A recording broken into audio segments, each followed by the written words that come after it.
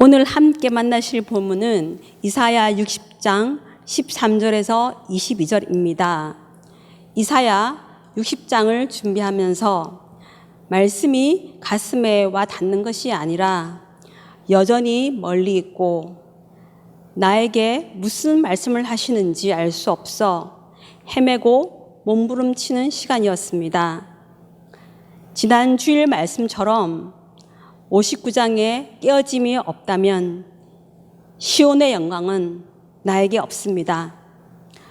머리로는 알지만 가슴으로 느껴지지 않아서 혹시 나무만 너무 자세히 봐서 숲을 못 보고 있지 않은지 다시 한번 이사야 전체를 보면서 60장의 그 영광의 찬란함을 보려고 합니다.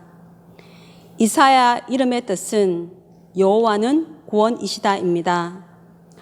역사적 현실을 바탕으로 하지만 그 역사적 현실을 넘어 환상으로 본 것을 예언적으로 외치고 있습니다. 즉 현실에서는 구원될 수 없는 그리고 심판을 받을 수밖에 없는 이스라엘과 이 세상을 구원하시는 하나님과 그의 나라를 환상으로 또 꿈으로 본 것을 전한 것입니다.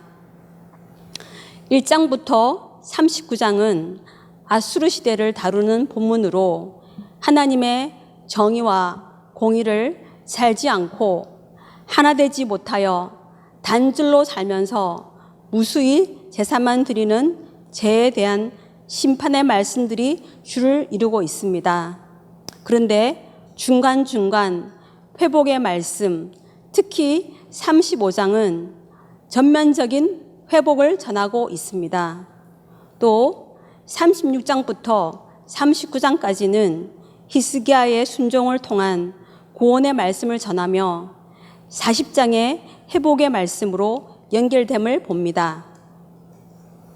또한 1장부터 39장을 통하여 심판 가운데 볼 수 있었던 남은 자에 대한 소망의 약속은 40장에서 53장까지 바벨론 포로로 이어졌고 56장에서 66장까지 기환 공동체로 이어지고 있습니다. 유대 종교, 특히 지배층들이 하나님과의 관계를 종교의 틀 안에 가둔 것을 이사야는 남은 자들을 통해 정의와 공의를 실천하며 하나 된 삶, 또한 이러한 삶으로 말미암아 이스라엘을 넘어 이방인들까지 포함하는 것이 하나님 나라를 이루는 것임을 분명히 말씀하고 있습니다. 어둠이 가득한 자리에서 이사야가 본 새 하늘과 새 땅은 분명 이사야의 환상입니다. 그럼에도 불구하고 이 말씀을 대하는 지금 우리에게 꿈을 꾸시게 하는 분 또한 성령님이 함께 하심입니다. 이사야 선지자가 꿈을 꾸었던 만민이 함께 주께로 나와 구원을 받는 것, 그것을 막는 것은 강팍함입니다. 이사야 59장 12절에서 13절 말씀, 이는 우리의 허물이 주의 앞에 심히 많으며 우리의 죄가 우리를 쳐서 증언하오니 이는 우리의 허물이 우리와 함께 있음이라. 우리의 죄악을 우리가 아나이다. 우리가 여호와를 배반하고 속였으며 우리 하나님을 따르는 데서 돌이켜 포악과 패역을 말하며 거짓말을 마음에 잉태하여 나으니 바로 우리입니다. 우리 함께 하나 되지 못한 그 강팍한 마음. 이사야서의 남은 자의 고백이 들어지자 하나님의 개입이 바로 일어나며 하나님의 기쁨의 화답이 63장까지 이어집니다. 이사야서는 역사적 상황의 이해가 중요했는데요. 이제 잠깐 도표를 참고하시며 이스라엘 귀환과 성전 건축에 관한 왕들을 보고 오늘 본문으로 들어가겠습니다. 페르시아 제국의 건설자 고레스는 수룹바벨을 예루살렘으로 보내어 이스라엘의 1차 귀환과 느부갓네살 왕이 빼앗아 온 성전 기물들을 돌려보냈습니다. 페르시아 네 번째 왕 다리오의 조수를 통하여 재정적 지원으로 예루살렘 성전 건축을 1차로 완공하였습니다. 다섯 번째 아하수에로 왕은 우리가 잘 아는 에스드의 남편입니다. 단순히 하만의 음모로 이스라엘 백성을 구했던 에스드에서 더 큰 일, 즉 양아들이자 다음 왕 아닥 사스다가 칙령을 내려 2차 귀환에 영향을 미쳤음을 봅니다.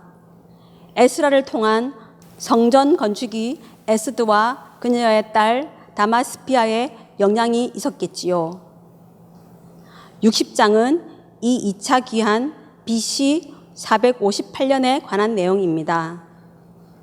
그럼 이제 본문인 13절부터 22절로 들어가겠습니다. 크게 두 단락으로 나누어 보았습니다. 첫째 단락은 13절에서 18절까지.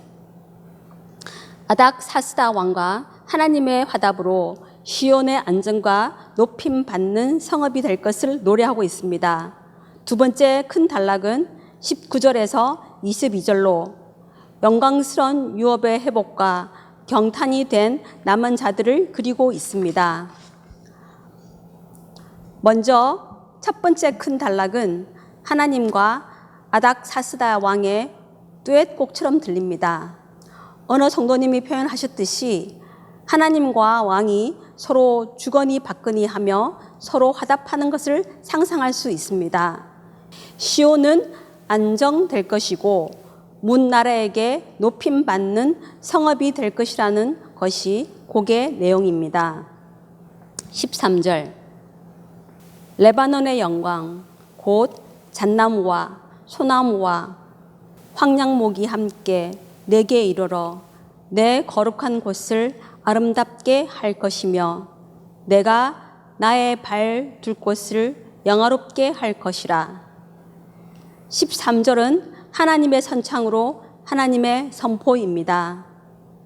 예전 레바논 땅을 멋지게 장식했던 대표 나무들의 이름이 다 써여 있습니다.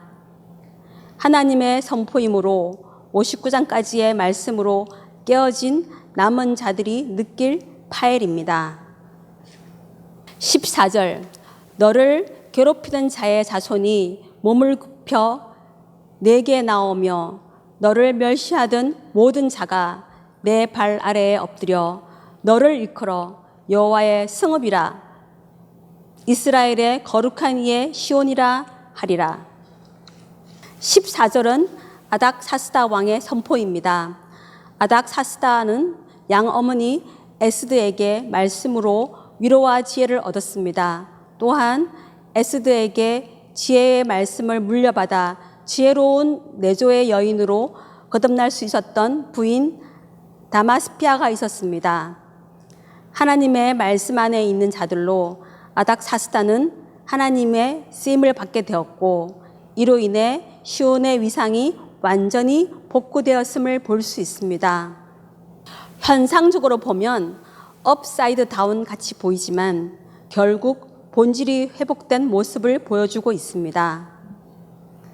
15절에서 16절 전에는 내가 버림을 당하며 미움을 당하였으므로 내게로 가는 자가 없었으나 이제는 내가 너를 영원한 아름다움과 대대의 기쁨이 되게 하리니 내가 이방 나라들의 젖을 빨며 뭇 왕의 젖을 빨고 나 여호와는 내 구원자 내 구속자 야곱의 전능자인 줄 알리라. 다시 하나님의 선포입니다. 시온이 전에는 버림을 받고 미움을 받았으나 이제는 이방 나라와 뭇 왕들의 부를 누리며 나 여호와 하나님이 누구인지를 똑똑히 보게 된다는 내용입니다. 17절 상반부는 왕의 선포이고 하반부는 하나님의 선포입니다. 17절 내가 금을 가지고 노스를 대신하며 은을 가지고 철을 대신하며 노수로 나무를 대신하며 철로 돌을 대신하며 놋은 금이 되고 철은 은이 되며 나무는 철로 놀랍게 변화됩니다. 물질적 풍요로움을 말해주는 듯한 이 구절은 새롭게 회복되는 시온이 더 풍성해지고 더 나아갈 것을 비유적으로 알려주고 있습니다. 17절 하 하나님이 선포하십니다. 화평을 세워 관원으로 삼으며 공의를 세워 감독으로 삼으리니 샬롬과 공의의 시온이 됨을 이야기하고 있습니다. 마치 하나님 나라를 보는 듯합니다. 18절 다시는 강포한 일이 내 땅에 들리지 않을 것이요 황폐와 파멸이 내 국경 안에 다시 없을 것이며 내가 내 성벽을 구원이라 내 성문을 찬송이라 부를 것이라. 다시 아닥사스다 왕의 선포입니다. 구원과 찬송을 누리는 남은 자들을 보여주려고 합니다. 지금까지 시온의 안정과 높임 받는 성읍이 될 것임을 듀엣으로 노래하고 있는 듯한 13절에서 18절까지 내용을 살펴보았습니다. 이제 영광스러운 유업의 회복과 경탄이 된 남은 자들을 그리고 있는 19절부터 22절을 살펴보겠습니다. 다시는 낮의 해가 내 빛이 되지 아니하며 달도 내게 빛을 비추지 않을 것이요 오직 여호와가 내게 영원한 빛이 되며 내 하나님이 내 영광이 되리니 다시는 내 해가 지지 아니하며 내 달이 물러가지 아니할 것은 여호와가 내 영원한 빛이 되고 내 슬픔의 날이 끝날 것임이라. 이 부분은 해나 달이 너의 빛이 아니라 오직 여호와 하나님이 너의 영원한 빛이니 너는 하나님의 영광이 될 것이라. 슬픔은 끝났고 어두움 건세는 완전히 끝났음을 이야기합니다. 또 예전에 만났던 이사야서 30장 26절에 여호와께서 자기 백성의 상처를 싸매시며 그들의 맞는 자리를 고치시는 날에는 달빛은 햇빛 같겠고 햇빛은 7배가 되어 7날의 빛과 같으리라는 구절이 떠오르기도 했습니다. 21절 내 백성이 다 의롭게 되어 영원히 땅을 차지하리니 그들은 내가 심은 가지요 내가 손으로 만든 것으로서 나의 영광을 나타낼 것인즉. 21절은 영광스러운 결론을 말해주고 있습니다. 내가 심은 가지, 내가 만든 것, 그것은 나의 영광, 즉 이 모두가 같다는 공식을 얻어낼 수 있습니다. 하나님의 영광을 나타내기 위해 남은 자로 지어졌다는 것을 말할 수 있습니다. 또한 여기에서의 땅은 현상의 땅을 차지하는 것이 아니라 하나님이 창조하신 그 모든 창조가 남은 자들의 기업이 된다는 뜻으로 무한 영원을 유업으로 누리게 될 것을 암시합니다. 22절 그 작은 자가 천명을 이루겠고 그 약한 자가 강국을 이룰 것이며 때가 되면 나 여호와가 속히 이루리라. 22절은 본질계의 신비가 나타나는 것을 볼 수 있습니다. 작은 자가 천명을, 약한 자가 강국을 이룬다. 예수님의 겨자씨 비유나 누룩 비유가 연상되는 부분입니다. 창세기 2장 이후에 사라진 하나님의 토부 회복을 이야기하고 있습니다. 말씀 정리를 제 고백으로 하겠습니다. 말씀 섬김 순서를 보면서 내 차례는 59장을 제발 지나라고 빌었습니다. 이었고 때가 차 순서를 받은 순간 경탄까지는 아니더라도 잠시 기쁨을 누렸습니다.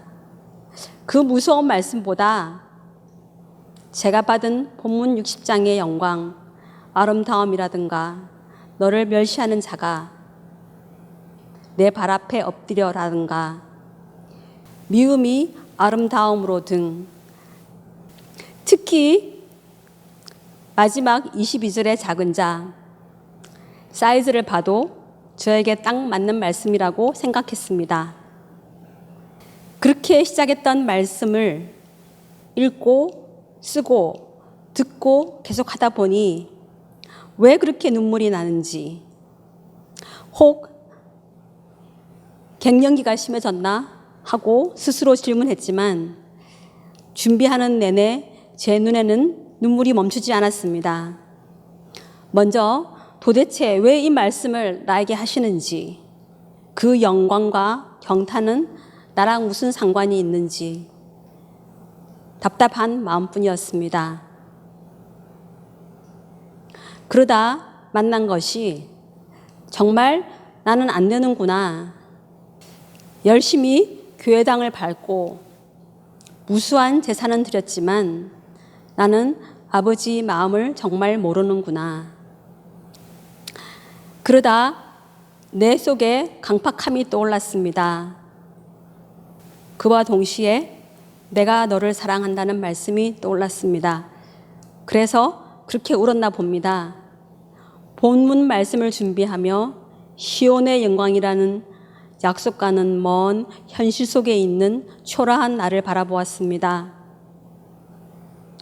하나님의 사랑을 거부하는 나의 강팍함도 보았습니다.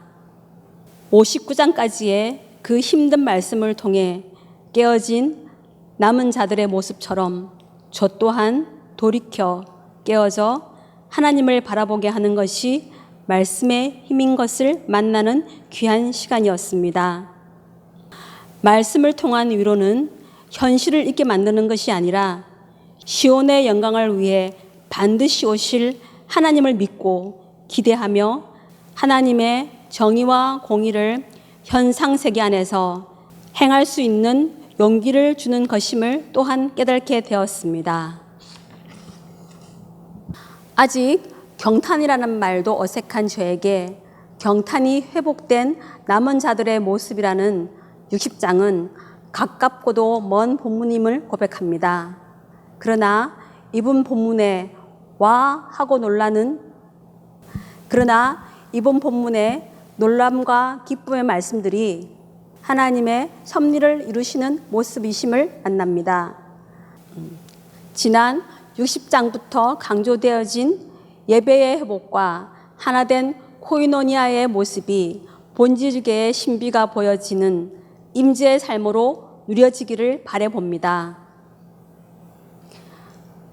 오늘 말씀 나누기를 통하여 성도님 한 분 한 분에게 하시는 말씀이 내일 예배 때까지 울림이 되시기를 기도드립니다. 나눔 가이드, 나의 강팍함이 어디에서 가장 많이 드러나십니까? 나누어 보세요. 기도로 마감하겠습니다. 오늘 말씀 속에서 나의 강팍함을 품으시고 돌이키시라는 아버지의 마음을 만납니다. 시온의 영광을 우리에게 허락하시는 주님, 속히 이루시리라는 말씀이 우리를 사랑하시는 음성으로 듣습니다. 돌이키는 자로 살게 하옵소서. 예수님 이름으로 기도드립니다. 아멘.